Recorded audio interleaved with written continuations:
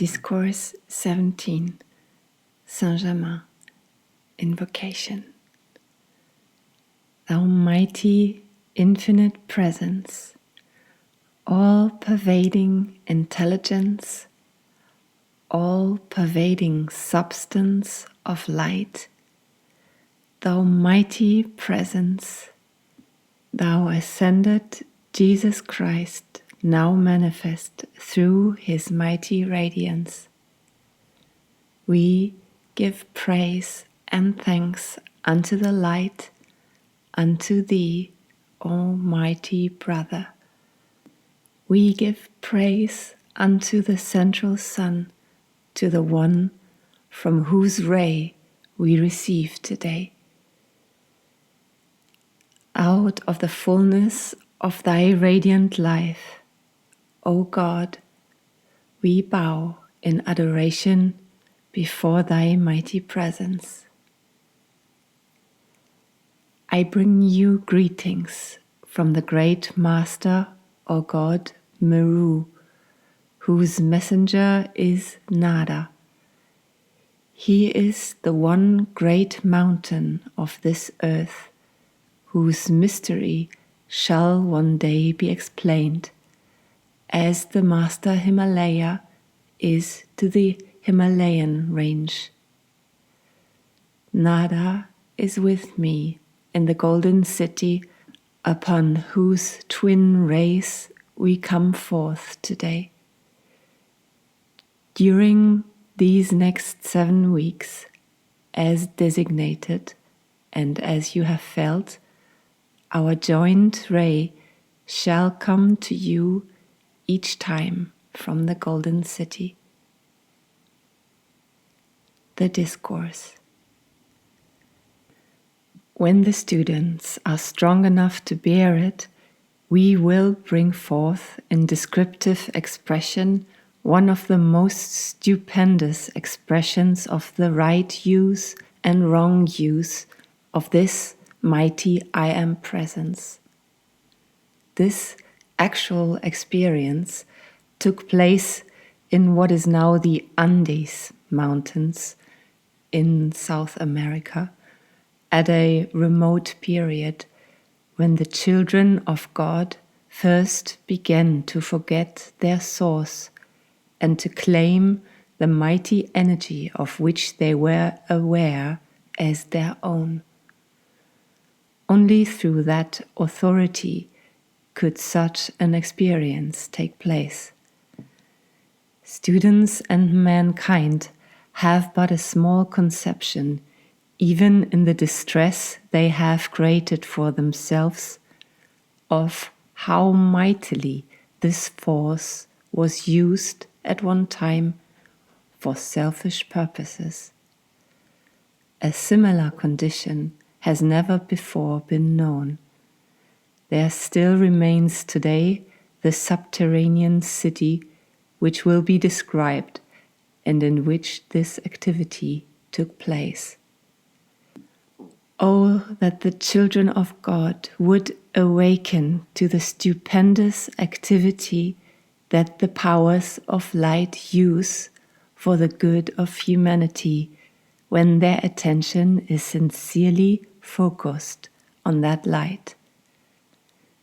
If the many students of the various angles of truth on the earth today could put away the ignorance of the outer mind and believe in the seeming miracles all down the ages, how it would break the shell of the outer self and let in the light.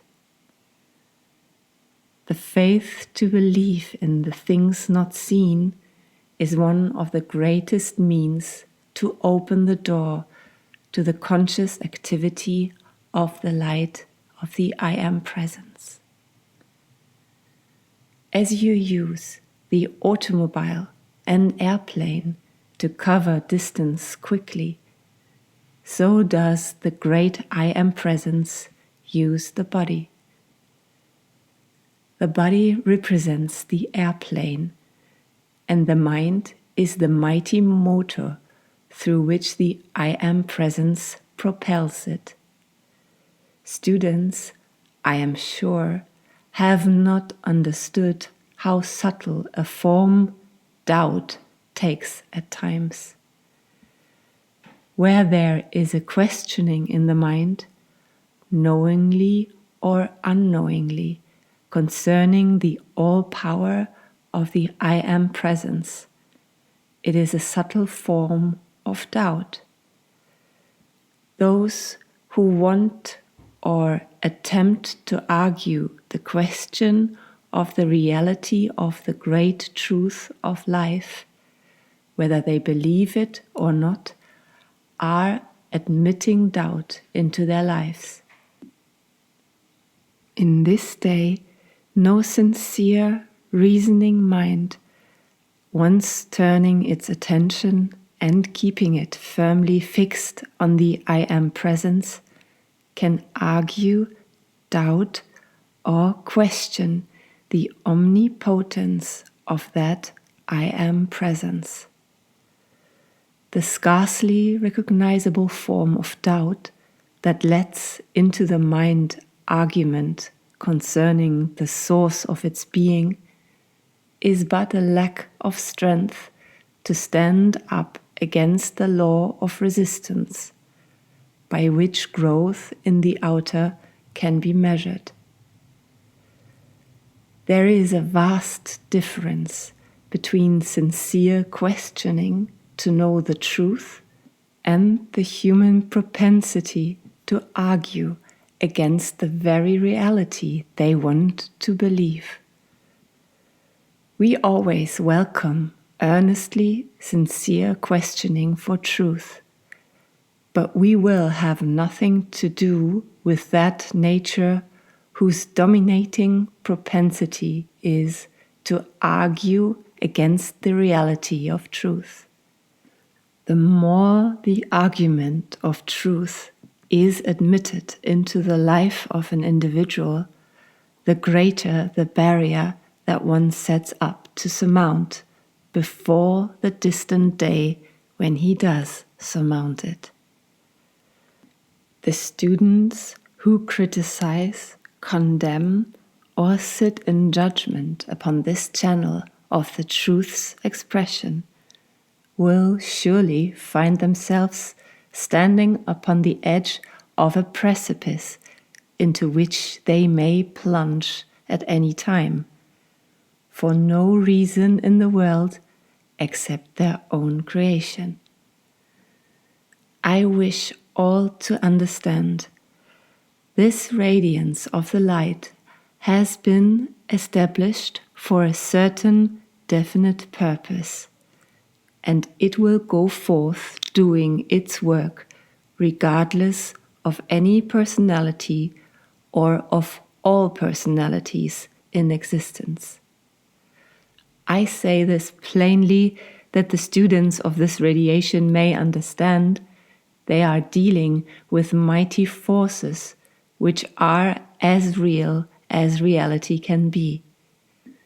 And those who cannot stand the test and radiance of the light need never, never blame anyone but themselves, for they have free will and are given the use of the mighty I Am presence, by which they can maintain absolute self-control. I must put plainly before them again, the sure way that they run into deep waters of doubt and questioning is when they are foolish enough to attempt to discuss the sacred truth which has been given them for their own liberation and use with those who know nothing about it. This much I must say to you. In the past, students who were taken into the retreats for instruction were never permitted, nor do they ever think of, discussing the truth with each other. They silently, earnestly apply the instruction of their teacher and the results they desire are certain to follow. Better were the students stoned in the streets than to condemn, criticize, or judge the light that is given them. For if they will enter into the I Am presence as directed, every question, every problem in their lives will disappear as the mist before the radiance of the morning sunlight.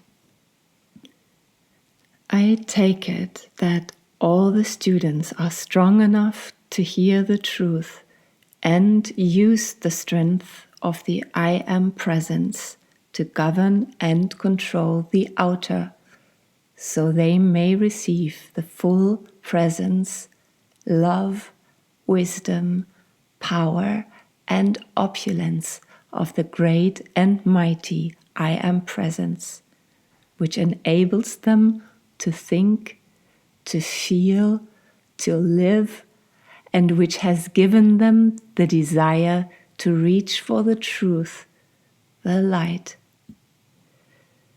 I wish to say plainly, and with the wand of fire placed in the consciousness of the students, that this brother and sister who are giving this forth are but messengers of those who have known and proved this law for many centuries. These great beings to whom your attention has been drawn are no myth nor figment of the imagination of the outer, but living, wise, loving beings, possessing such power which they may wield or use as their own discretion, that it is not possible for the human mind to conceive it.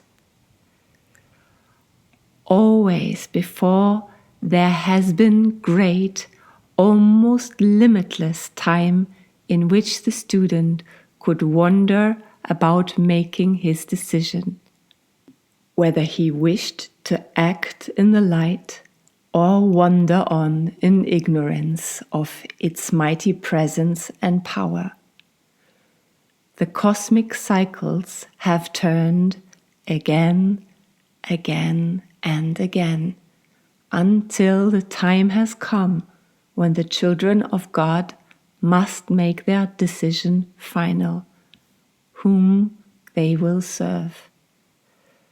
Never in the history of the world has there been such opportunity or assistance given to the children of the earth to face the sunshine of God's eternal light and walk steadfastly and fearlessly into its radiant splendor, free, forever free from all limitation, living in the abundance of that light, unfolding them like a mantle of peace and rest.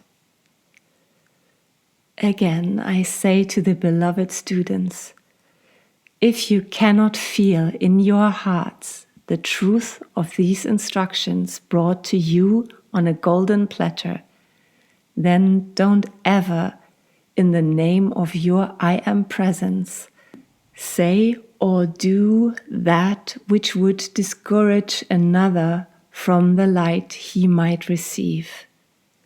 The plain, unadulterated truth I give to you in the fullness of the great love of my being, that its radiance may cause you to understand and know what it means to dare, to do, and to be silent. Any feeling of questioning in your mind of the reality or genuineness of the source of your instruction but hampers your progress and causes you to require months or years to accomplish what you might easily do in a few weeks with a free, peaceful mind. As one who has chosen you, I know and feel your every thought. It is very easy at times for the student to think that his acts or thoughts are undercover and not known. But to the ascended host, there is no act or thought that can be hidden from them, because everything you think or feel is registered in the etheric world about you, as plain as the nose on your face. So do not ever make the mistake of feeling that you may think or act in secret. You may readily do this from the outer self, but never from the I Am presence, which the ascended hosts are, with no obstruction. This, my dear beloved students, is as far as I am permitted to go in helping to set up the guard for you. In the future, no further reference to this will be made. Remember that the decision lies within you to go forward or not. Now I shall say something very encouraging. The only possible reason why the personal ray of Jesus could be given forth to those under this radiation at this time was because 7 of this group of students were witness to the ascension of Jesus the Christ 2000 years ago. He saw and recognized them then as he sees them, and is giving not only recognition at this time, but great assistance. As this radiance goes to you, beloved ones, so does it go on reaching into the hearts of those who can receive the presence. Because of this radiation, many who have a deep love for Jesus or of Jesus through the orthodox channels will be awakened to the presence of the God within. Outside of this, the joint activity of Jesus with the ascended host is spreading its mantle of love, peace, and light over humanity, this being the time of the year when their attention is most easily gained. Beloved ones, does it sound incredible to you when I say the masters of light and wisdom have passages through the earth in all directions, just the same as you have highways for your automobiles in going from coast to coast on the earth? Did you understand the atomic structure of the earth?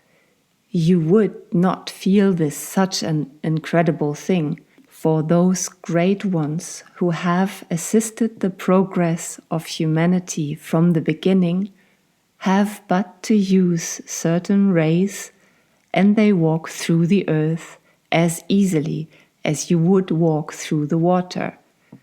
Different, however, in that they leave the opening behind them, while in your walking through the water, it closes behind you, and the path is not apparent.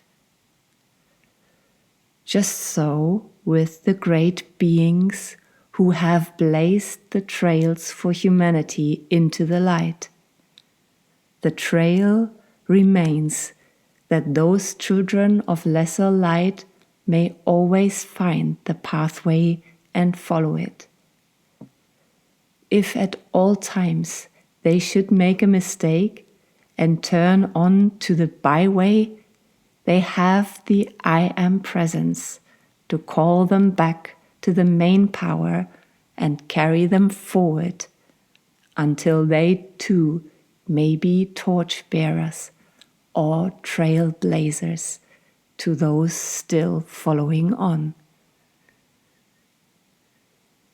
I am the mighty presence who never becomes impatient nor discouraged at the long periods in which the children of earth turn aside from the light, enjoying the sense activities until they become so repellent to them that with almost their last breath they cry aloud, "O God, save me." I cannot help but smile to myself as I wonder how some of you may think me a very crabby old fellow, but if so, one who has the courage to tell you the truth of your needs, that you may profit by it. When you come to know me better, you will not think me such an old crab after all. So long as the student has a questioning in the mind, he does not open himself to the truth of this instruction fully. If it is seen that it is worthwhile, determined entirely by the upreaching of humanity to the light, then the natural rays are made permanent to the earth and placed within the center. The earth is composed of earth, water, and air. The rays are the cosmic fire interpenetrating all the three other elements. The rays pass through the earth, and where they interlock, they soften and form this luminous substance or radiance, the concentrated activity of the light. One ray enters the crust of the earth at a point just south of the center of the Gobi Desert, and the other one enters just east of Lake Titicaca in the Andes Mountains. It is the largest lake in South America and the highest in the world. It was a point of very great importance centuries ago. These are the two most intense points of light in the earth. There is always a cosmic activity taking place at certain cycles which may not be interfered with. The great cosmic laws are exact to the minutest detail, and there is no such thing as failure nor accident connected with them. A great change which takes great quantities of people out of the body only takes them where they cannot fight for a while. In the World War, both sides hated the men they were sent against, and also the governments that sent them because of being sent. Never consider anything in the world but the great I Am Presence. Watch and govern your feeling, for if you do not, it will lead you to a point where it will catch you unawares. Many times, the student who knows the law, when something comes up and he is disappointed, should turn to the I Am Presence immediately and ask what is to be done. But instead, he so often holds the attention on the disappointment, and then it sometimes almost takes an earthquake to shake him loose from it. Take the statement, "This resistance must give way, and the sight and hearing must come through."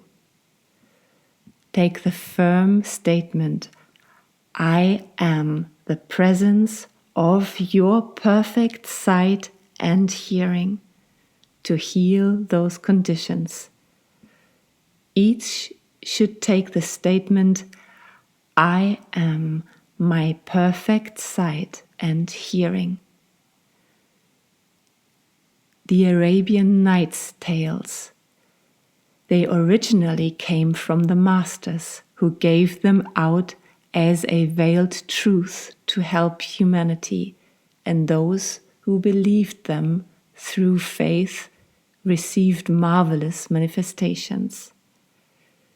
In the beginning of these marvelous experiences, there must be faith to tide over until we can manifest the reality, for faith is the sustaining power, and if we can keep it generated, it becomes reality.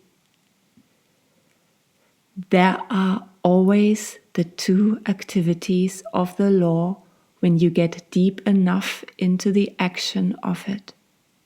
They are, first, condensation, and second, etherealization. Go serenely along and do not let time, place, nor things interfere. The outer mind must be calm and steady, and the outer and inner will must become one.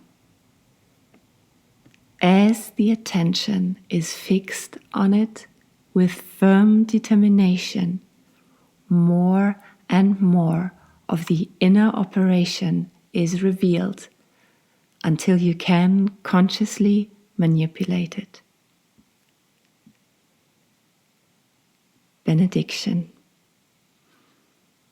Presence of Meru, Nada, and the great ascended host, we give praise and thanks for thy radiant splendor, for thy wisdom, for thy substance, which thou art generating to make visible.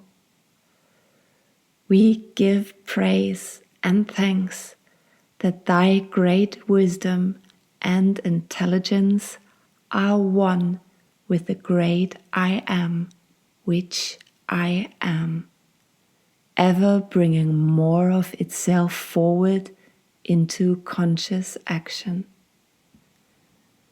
We give praise and thanks that in the acknowledgement of the I Am presence, we have the key to all things, visible and invisible.